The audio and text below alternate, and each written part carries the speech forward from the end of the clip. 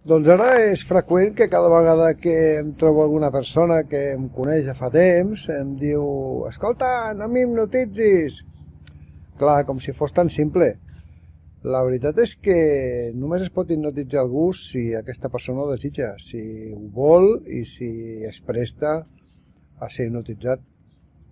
Bàsicament és impossible que a una persona pel carrer li diguis dorm i es dormi, simplement. No, això no funciona així.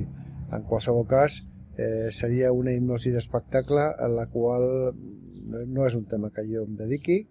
Simplement la hipnosi que faig jo és una hipnosi per ajudar les persones a aconseguir el que voleu vosaltres, el que em demaneu.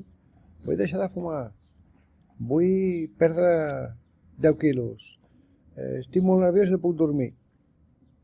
Aleshores el que faré jo serà una hipnosi especialment per tu, pel que m'estàs demanant, perquè tu vindràs, et prestaràs, estaràs atenta a les indicacions que t'arriben per poder entrar en una hipnosi profunda i aconseguir, de manera subconscient o inconscient, com li diuen alguns, els objectius que tu t'has marcat.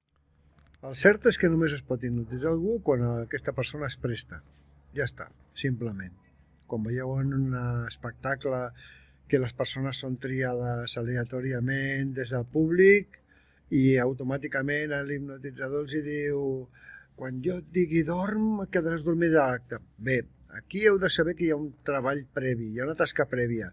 Aquestes persones han sigut seleccionades, se les ha hipnotitzat, s'ha treballat amb les persones d'un grup de 10-15, s'han seleccionat a les que més fàcilment entren en hipnosi i s'han descartat la resta. Aleshores, quan definitivament es fa l'espectacle obert a tothom, es seleccionen les persones que ja havien pujat.